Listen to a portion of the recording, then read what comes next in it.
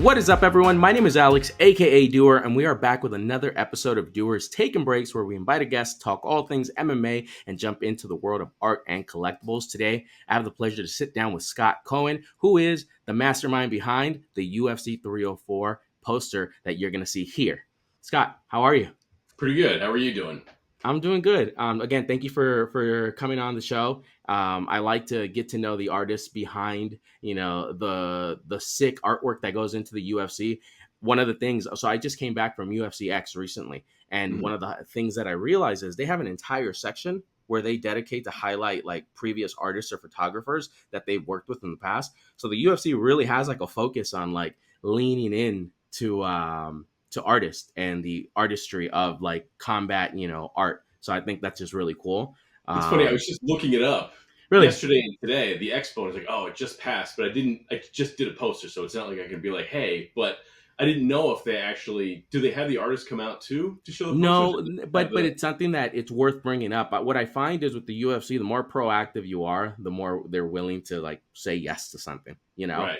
And so it's worth, exploring that next time around. It's an annual thing that they have. It's a UFC X 2-day conference. And this is the second year that I go back to back. And every year they've had this pretty big section. I mean, like you look at this section compared to like the UFC store or the main stage, and like it's basically size for size the same amount of space. Yeah, I'm very interested in that because San Diego Comic-Con is happening right now, and they've got Artist Alley. If the expo had an Artist Alley with all these other artists, I'd love to meet the other people that did the posters. I'd love to have the fighters come and sign the posters. That would be awesome, or at least my poster. Yeah. Hang. Yeah, but that would be a lot of fun. San Diego Comic-Con, I haven't been since 2004. It's just way too big. But the expo, yeah. So we have a client that's there, and I got the invite to go, but it's tough because, we have the 2 kids, and so I could take them with me, but she's like, yeah, they're probably too young to go to that. Like, it's way too crowded. And apparently at Anime Expo, recently a lot of people came out of that with like COVID, like 50% of the crowd came back with COVID. So I'm like, I'll probably hang around. It's a huge hall to walk around in, especially with kids. And then at least at Expo, even if it's cosplay, I mean, they're dressed up as the fighter, but they're not walking around with huge dragon tails and stuff like that. Yeah, it's just very, very congested. I highly recommend you wait. Yeah, I will. But it sounds like a cool convention to go to as well. But why don't we start with you telling us a little bit about yourself and how long you've been an artist for? God, I've been an artist professionally since '95, and I've wanted to do this since I was 7. That's all I ever wanted to do. So I only went to one college. I only applied to one college. It was do or die there. And that was at SVA in Manhattan. Okay. And I lived there for 25 years until my wife and I moved out of the state and into the burbs. Yeah. So you wanted to do it since the age of 7, and all the way through school, you knew that's what you still wanted to do. And right out of high school, went into a college for art as well. Well, it's funny. Right when did you ever see Army of Darkness? Army of Dark, is that an older movie? Yeah, it's like the Evil Dead, Army of Darkness. I feel like when I was in my recording school, we did some post production for that. I have a recording engineering degree. That's a whole another life, but go for it. I'll keep. There's an alternate ending to Army of Darkness where the character who gets stuck in the past is given this potion, and each drop is 100 years, and a rock falls behind him while he's doing the drops, and so he miscounts and he sleeps an extra 100 years, and when he wakes up, the world is completely on fire. And when I graduated from SVA, the comic industry, which is what I wanted to do, it crashed because there was such a glut. And so I had to figure out other things to do. And I hated it then, but I'm kind of happy about it now because I've done so many different types of artwork that I had the original plan worked out. Maybe I would only have just done comics my entire life, which is the worst thing, but it wouldn't have gotten me into other things. So I'm glad that happened in a way. Tell us a little bit about what those other things are. Where did you start? Because I would imagine most people actually think that way. They want to go into the comics scene of things, and then they see that there's just a whole other avenue of opportunity with art. Yeah, one of my first gigs out of college was doing illustrations for an exercise book. Okay. Yeah, that's something that you would never imagine. Yeah. I just had to like figure out what you're going to do. But that led into doing illustrations, storyboards. Storyboarded a movie that my wife and I got to actually be in. His Girlfriend's Day with Bob Odenkirk. It was on Netflix a couple years ago. Um, Children's art, medical illustration, comics, illustration, kind of all over. And I don't paint. Okay. I had a painting teacher in college, and he was just so bad. I guess he didn't really teach, so I didn't learn, and it wasn't my thing. But then also, I just wanted to draw comics when I was in college. I was fresh out of high school. I knew what I wanted to do, and I so hyper focused on that. I didn't really want to do the other stuff. I feel like I'd be a much better student now Yeah. than I would be then, but at least I'm still learning as I go. So only doing illustration, I would think of it as like the equivalent of like a producer that doesn't play instruments, but they're very good with all the digital software and are able to make incredible, masterpieces. Is that how you would like compare it? No, more like uh, I play different instruments, but I'm not an expert in any of them. I Okay. suppose. I mean, Okay. I'm an expert in some, but Yeah. Give dude, yourself every some job I credit. get, Yeah. I'm kind of like biting my nails. Like, how am I going to do this? Like, even this poster, I was like, oh, am I going to be able to pull this off? Yeah, yeah, yeah. Okay. Well then why don't we go into when did you start watching the UFC? I believe I saw your post on Twitter that you had mentioned like after being a fan for so many years, this is like kind of a bucket list item that you are able to check the box off on. So it was great because I was like, great, you probably have been a fan for such a long time. And so I'm curious how you got pulled in, to watching. I used to watch wrestling as a kid. Then I watched wrestling during the Attitude Era, and that was Mhm. fun. And then when WWE, I think, or F at the time, bought WCW, it just kind of like it was fun to watch for a little while. But then like my interest just waned, and I wasn't into Mhm. it. And then I forgot an important component was that an ex girl I was dating took me to a screening to see Smashing Machine. It was a documentary about Mark Kerr, Okay. and that was the thing that sparked it. And then driving down the BQE, I saw that UFC 60 poster, Hughes versus Gracie, and I was like, oh, now I have to see this like a wrestler, Yeah, not pro yeah. wrestler, but like a collegiate wrestler versus a jiu-jitsu guy. I thought that was the coolest thing, and I barely missed any events since. And that Wow. includes I've tried to watch as much Bellator, PFL. Like it's not just UFC. I try to So you be a really get true into MMA it. fan. Otherwise, I'm just a That UFC fan. So correct, correct. And that's and that's literally the only sport I watch. I couldn't tell that's you anything about any other sport. that's awesome. You're one of the rare ones that has answered that way. Most people always just say UFC, and that's primarily what they watch as well. And they like other sports as well. But I'm right there with you where I watch Karate Combat, PFL, Bellator. Go back and watch some of the older Pride stuff that I had no idea existed, right? Fine. Things like that. And I used to watch a lot of basketball back in like the Kobe days, but I realized once he retired that I was more a Kobe fan than I was a basketball fan. Right. So I stopped really like you have to kind of prioritize your time, and so the UFC is what I always carve out time for. So you said that you haven't really missed any big event. It sounds like you probably attend a lot of events as well when you get the opportunity. Is that No, true? I've only been to two live events. One wasn't even UFC, and I found that I don't like going to those events because I love hearing the commentary. So like when I Yeah. go to a bar, I'm always asking the bartenders, like, "Can you please put the volume up?" Because I like hearing Yeah. like because I'm not an expert in these martial arts, so Correct. like I like hearing what these holds are, what they're trying to do, and that's a big that's I wouldn't say it's half of it for me. I can certainly watch it with it muted, but it's Yeah. certainly a Yeah. better experience. I would say that's definitely become more important to me as of late. So like UFC 300, I didn't want to go to a bar. I wanted to make sure I caught that at home, be able to listen to everything, no, not really too many people so that it's like just more you kind of like talking to friends versus watching Yeah. it. I'm actually going to test out, I don't know if you've heard of this place. It's in LA and it opened recently. It's called Cosm, and it's a big dome like facility, something like Uh, here, but they just have a gigantic screen inside. And so when you sit in there, it fits maybe like up to 500 people. But mm, I'll send you a link after this. It's phenomenal the type of view that you get. It feels mm. like you're almost like sitting on the octagon fence and watching Oh, them fight. Like I don't know how they get this angle, but uh-huh. you're literally in the octagon with them and they're gigantic size. It's Right. like a really cool experience. So I'm gonna test that out for Noche UFC when they do the spear event because Yeah, please send. I got a friend in LA. okay, yeah, yeah, I can imagine, and the tickets aren't cheap, but it is an experience, right? Like I Right. think one of the lower end events I saw, the tickets were like 300, and that was like towards the back. So you're paying a pretty penny, Right. but I would imagine the experience is like you want to do it at least once, and I'm willing to pay. say 500 for a ticket versus 5,000 for an actual ticket to Right. UFC at the Yeah, Sphere. another reason why I don't go to live events. They get pricey. They do get pricey. What about memorable UFC moments that stick out? Well, I won't even say UFC now that I know your catalog is a lot wider. Just The memorable moments.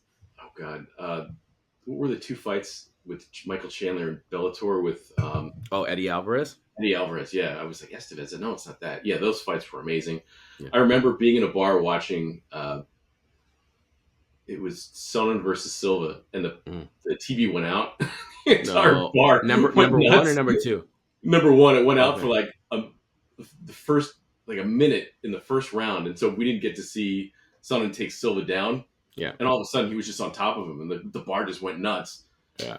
But it was during a storm. It was like the worst. Oh, the worst. It was such an amazing fight. I remember one of the best fights I saw. My wife wanted to go home, but we were out of town because she had to get up early for work the next day. It was Gustafsson versus Jones. Yeah. And we were out late, so I felt bad. So I got up early when she did and suffered through the day as well in solidarity with my wife. I didn't get to watch that live, and I don't know why. Like, I was probably either, I got to look up the year, but I know there was just something else life-wise, right? Whether it was school or something, but I didn't get to watch that one live, but I did catch it after the fact. And that Silva Sonnen, I got into the UFC and the sport really like finding Silva and being a fan of his, kind of the way I was a fan of Kobe. So seeing him dominate and do what he did to Forrest Griffin and go on his run was incredible. So when I see Sonnen getting his way with him, and it's like tearing me apart, because I'm just like, oh, my guy's about to get like an L here. And for him to pull that off at the very end, like ever since then, I was like, I'm never for any fight counting like anyone out, because anything can truly happen like to the very last second, It's so funny you say that. Two things. One, the Scott Smith versus Pete Sell fight, if you remember that. I don't. Pete Sell had, I think, kicked Scott Smith in the liver, and Scott was going down, and so Pete went in for the kill, and Scott knocked him out. That's a fantastic ending. I highly recommend seeing that. Look at it. But it's funny you mentioned you can never count anybody out. I don't have favorites. Yeah. Like, I like certain fighters, but like I don't pray that they're going to win. Like, I have very survival of the fittest attitude about the sport. Mm-hmm. Like, I appreciate who dominates and who wins. Like, that's the whole point. Correct. Is who's the best, who's the strongest, who's the fastest, who's the most skilled. So when I did this poster and I put it online, I was elated. But then I got deflated as the day went on, the first day, because people were like, oh, he's completely biased about these fighters and that fighters. It's like, no. Honestly, if you guys understood, it's like, I have a week and a half to get this done. I go through all the reference. I pick what works for this poster. There's no thought about like, oh, this person's going to beat that person. It's really what fits. So like, people are like, oh, Petty's not kicking King Green in the head. It's like, well, no, he probably won't in the fight, but like, I needed these two figures for the front. That's what worked the best. And people are like, oh, you did Curtis wrong and you did King wrong. It's like, oh, like I just drew from the reference, and King wrote me on Instagram. Really? For what did when you say from the reference, let's dig into that a little bit. The UFC kind of gives you an idea of what to work off of, or what do you mean? No, I give them a sketch, but only after I've gone through reference that I know I can use, because I've got a short period of time. I can't sit there and try and figure out, because I also have a lot of tattoos. So like Tom Aspinall has a lot of tattoos. Mm-hmm. King has a lot of tattoos. So for me to pick opposite angles and then try and figure it out, there's just no time. As it was, I was down to the wire, handing in this piece. Like I was saying before, I had two art directors graciously allow me to do this piece because they knew how important it was to me.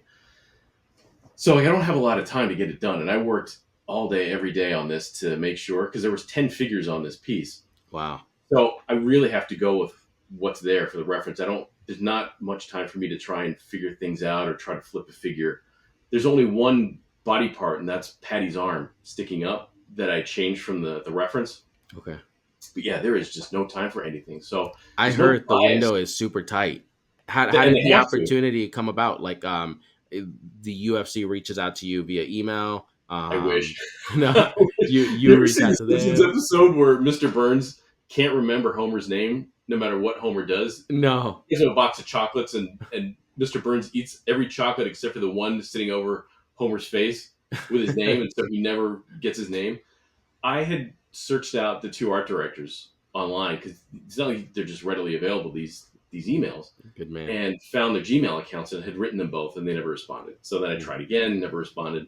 And then UFC 300 came up, and I did like my own like fan made kind of poster. And then I tried to email one of the art directors, and that just didn't even go through on Instagram. It's just like, oh my God, like this is ridiculous. Yeah. And then for some reason, it didn't dawn on me to like, I wonder if UFC has like an art series website that you could sign up. And there it was. And so I filled that out. And then while that happened, a week later, my uncle was a sports writer in California. Lowell Cohn, he used to write for the San Francisco Chronicle. His son, Grant, covers the San Francisco 49ers. He came out to visit for lunch. And so he was telling me about he's friends with Lawrence Epstein, who's the COO of UFC. So we had a whole conversation about that. And then he says, hey, I mean, if there's anything I can ever do for you. I was like, well, now that you mention it. And so I told him the whole thing. Yeah. And then it wasn't even a week later. My uncle was emailing me, telling me that Lawrence had seen my work and sent it to the art directors. And then it was an hour after that, he said, you're on the list. And then it was like a day or two later, one of the art directors reached out saying they wanted to meet and talk the following week, had a meeting. And then I think it was a month later, they contacted me about 3 or 4. And then like, you have 1 week. It's a little over 1 week, but you have really 1 week to, once the sketch is in, to like make it happen. But they do it on purpose because of fight camps, and you don't know who's going to get injured. So they have to make sure as close as they can to the fight that every fighter is set. I don't know if there was a backup for any fighter. We didn't have that discussion, and I didn't tell anybody. Yeah. Going into it, did you already have kind of something in mind of what it was going to look like, or were you even surprised with like the end result that, we got? I had an idea because I had started doing sketches right when they had asked me if I was interested in it. Because I wanted to. One of the art directors had sent me a schedule of like, this is when we'll review the sketches. This is when we'll have check-ins. And I didn't want to have the meeting and then a couple days later have the review of the sketches because there's so little time. I wanted them to have sketches right then and there. Yeah. Like I feel like if it's on time, it's already late is the credo in my head for any job that I have. And so I originally had, it was like red versus blue. It was England versus America. But then when I started trying to do everything was drawn and then I was doing the red side versus the blue, the red was popping and the blue was not. Okay. So like people were saying like, oh, you picked trans colors I don't even know what that is. Yeah. What is trans colors? I have no idea. That was one comment that somebody had written. It's like, I don't even know what that is. But these comments are on Reddit. Is this where you're getting information from? Like you posted on Reddit and community? No, this was a comment on, I think, when UFC on Facebook had posted it. Okay. And then somebody commented. Passionate fans. Yeah, passionate fans commented on it. What are you talking about? I need red and blue make purple. I needed a color that would work, that would tie them all together, but also keep the flags separate. Yeah. So that's just how it worked out. I tried different colors, and, the warm purple was what works. I'm a fan of it. Yeah. And it's funny you said that. People were like, oh, you did Curtis the wrong way. So we rep Curtis as well. So I'm rooting for him biasly. But I thought he came out dope. It reminded me like of the vibe that I got from it, but specifically because of Curtis was like the punch out or the knockout Mike Tyson type game where like they're like all swole. So I didn't mind it. But yeah, overall, like I thought it was really cool. The flag display, the way you guys did that. And then tell me about what the thought process, because when you said 10, there was 10, I think you said bodies or fighters, and it's because the other, like the 4 that are in the middle, right, in like the lighter color. What was like the artistry behind it, just to kind of get a sense of the fighters past. I couldn't, when I gave the initial sketch, I had text of the fights and I had the dates of the previous fights. Mm-hmm. But they didn't want any text, they don't want text on their artist series posters, which is fine. So I had to figure out another way to show that these fights had happened in the past. And so if you look closely, the first set of shorts are the Reeboks without the symbol, because you're not allowed to have that now. Yeah. And then the other ones are the first Venom shorts from Curtis and Tom's first fights. I'm so glad I asked that, because that's such a cool context to have. Like, because I was more like, I think it was just another thing he wanted to put in there. It didn't even dawn on me like, they fought before. These two, that's why King and Patty don't have one, right? Right. So And they they're needed action, and I yeah, needed action for those two. that's really cool. And what did King say about it? He just said, "Thanks, man, amazing."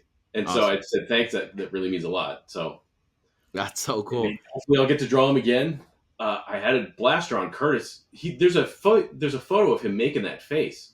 So it just really bothers me that people are like adding racism into it. Like, I, it was a Oh, great really? face. That was the Yeah. angle they Oh, took. yeah. Oh, They're interesting. making Okay. it seem like I went out. One person did a close up and wrote "Ooga Booga," and it was like, oh my god. Like, I get Interesting. people reading into things about like, oh well, I'm picking bias. Like everyone's gonna pick thing. Art is subjective. Yeah, yeah, But then when they start throwing stuff like that in, we're like, that wasn't in my intent at all. Like, I love and respect all these fighters. Like, yeah, it's not something I would ever do. yeah. I'm such a brittle Bessie that I walked into a bed months ago and I still have a scab or scar from it. It's ridiculous. I would never do it, but I love the sport. I would never. There's nobody I would spend hours and hours and hours on a deadline disparaging. It Yeah, wouldn't happen. So if you yeah. happen to talk to him, Yeah, well, please. I'm gonna see what he thinks about it too. But no, I think at least to look at it on the positive side, it's good to know that there's so much engagement on these type of posts throughout the different social platforms where people care enough to discuss the artwork, right? Because it just highlights and puts more emphasis on what you guys are doing and every artist series going forward. I like it was until UFC like 298 where I really started to focus in on the artist series. Like Mhm. I probably seen them in the past, but just assumed it was like a UFC type like animated version of the real poster. It never really dawned at me that like they probably have a whole art director like running this part of the business and doing more behind it. So seeing kind of like how they pick different artists and how different each piece looks from one to another, it's cool. Like what are they on? I don't know if they did one for like UFC 1 to 100, right? Like I wonder when they started the series. Yeah, it seemed like they went back pretty far because I see some from like 248, and I 248. honestly I didn't even know about it for the Okay. longest time. Yeah. Like I Well, don't there know you how go. And you're in the I don't know field. how I didn't know about it, Yeah. which is so weird. But I was telling one of the art directors, like, I'm thrilled that they're doing this because movie posters have seemed to have gone the way of just doing photographs at this point. Every once in Yeah. a while, you'll see an illustrated movie poster, but you don't see the Drew Struzan type movie posters that we had at least when I had when I was a kid. Like Yeah. those were amazing. I wish they would bring those back. So I'm thrilled that UFC is doing this. Yeah. And hopefully, having conversations like this also helps clear some of the air on what you were going for as well. Because over time, because this will live on the internet going forward. And it's going to be cool once we're like 100 episodes in of just an artist series. You know what I Mhm. mean? Like it's going to be cool to see the consolidation of all those pieces, but then also to see like how often does the UFC go back to like another artist, or do they Mhm. intentionally try to go to someone new every time just to give create more opportunity. I think they're trying to do that. Although, like Gian has Hmm. done, is that how you pronounce his name? Yeah, Gian. Gian. Okay, I just Yeah, want to say yeah. it right. He's done. God, Oh, you're right. He did too. He did UFC like 287 or 291, I think. I think he's done Um, more than that. you're From probably what I was right. I know he did the the Alex Yeri, which was initially supposed to be Stipe Jones. So the Mhm. fun story behind that he shared is he was on vacation and they hit him up and they're like, bad news, Jones hurt himself. The fight's changed. It's going to be Alex Yeri. Can you give us a new mock up of the artwork? So Right, he's like, well, I fly in and I have 2 days to like get it done. So he literally just swapped the face out of the bodies, changed the right, body a little bit, and then submitted it. So it was cool to see. I made like a reel where I flipped between them, right. and it was just funny to see that. But then he also did an Adesanya piece when Adesanya fought.